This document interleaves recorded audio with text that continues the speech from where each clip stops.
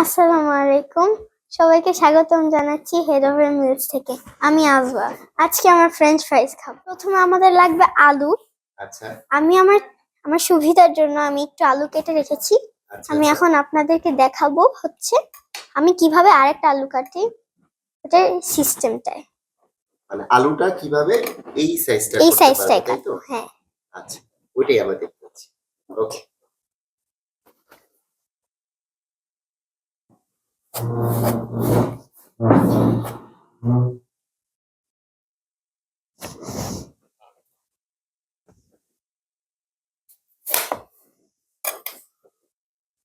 দাদু, তোর বয়স কত?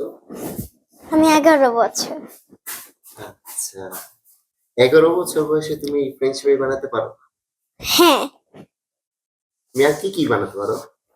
আমি নান বানাতে পারি, মোমো বানাতে পারি, নানসের সাথে ওই একই তান্দুরিও বানাতে পারি। আচ্ছা, এছাড়া আর কোনো কিছু করো না? না, শিখছি। আচ্ছা,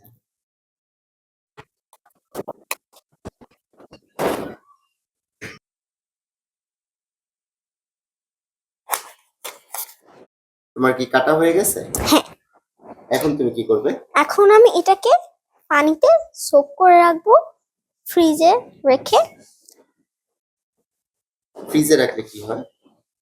ফ্রিজে রাখলে হচ্ছে ফ্রেঞ্চ ফ্রাইটা স্টেবল থাকে, যাতে উপরটা ক্রাঞ্চি থাকে আর ভিতরটা যাতে নরম থাকে। এখন আমি এটাকে একটা বোলে নিয়ে এটাকে ভালোভাবে ধুয়ে নিব। তারপর এটাকে আরেকটু পানি দিয়ে এটাকে রেফ্রিজারেট করব।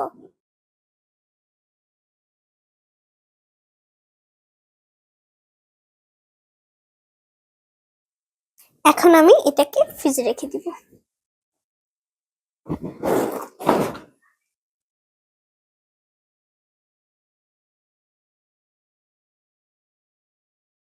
2,000 years later.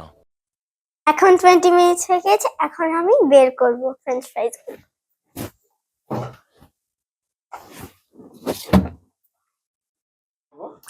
এখন আমরা এটাকে একটু সেফটির জন্য এটাকে খালি রিন্স করে তারপর আমি এখানে বসিয়ে দিয়েছি অয়েলটা।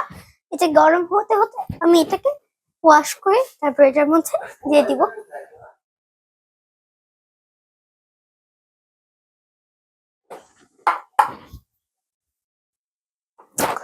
এখন আমাদের হয়ে গিয়েছে।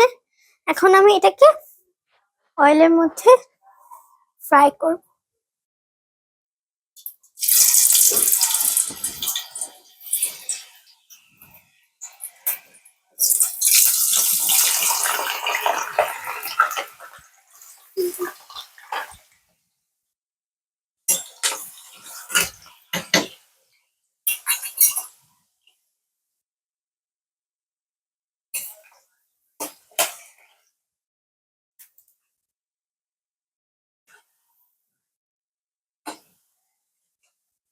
কালারটা এখন এসে পড়েছে।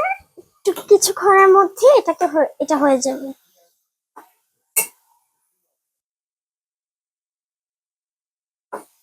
এখন আমরা চুলাটা বন্ধ করে দিব।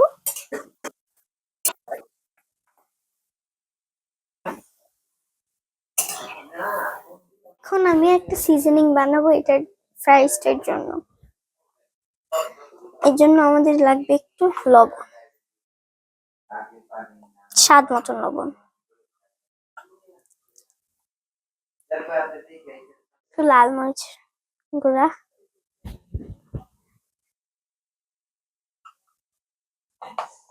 একটু আধা চিমটির মতো হলুদ, জিরা আর ধইনা একটু একটু করে দিয়ে দিব।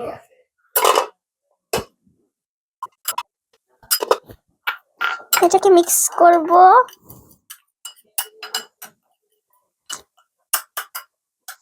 মিক্স করার পর একটু চিনি দিব।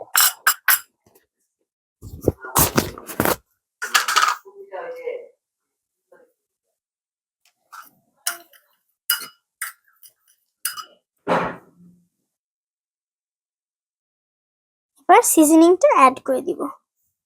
আপনারা চাইলে একটা বোলে বা হাতে নিয়ে এভাবে এভাবে করে অ্যাড করে দিতে পারেন।